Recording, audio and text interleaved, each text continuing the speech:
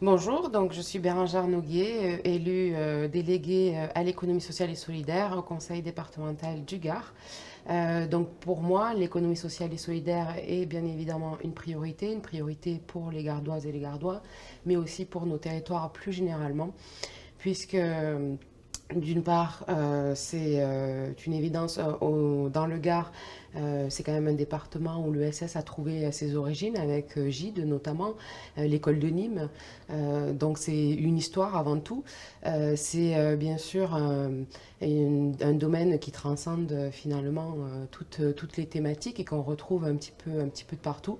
Mais c'est surtout une autre façon de penser l'économie aujourd'hui où l'économie traditionnelle est quand même beaucoup décriée pour les effets négatifs qu'elle produit.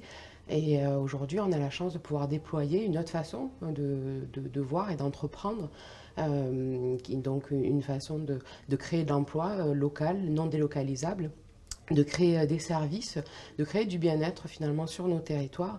L'économie sociale et solidaire véhicule bien évidemment des valeurs auxquelles moi je suis très attachée, mais auxquelles on est nombreux à être très attachés.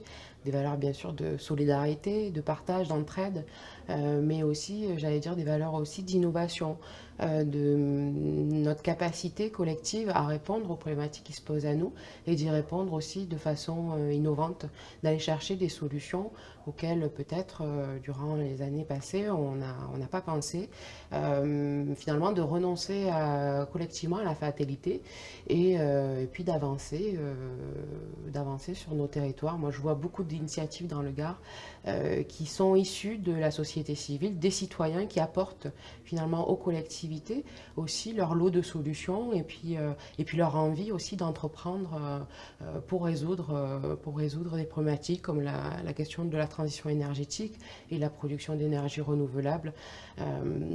Ou la production en circuit court. C'est toutes ces questions-là qui aujourd'hui, enfin voilà, les citoyens viennent nous démontrer qu'il y a une vraie attente et que nous, nous sommes en responsabilité et notre responsabilité, c'est d'y répondre.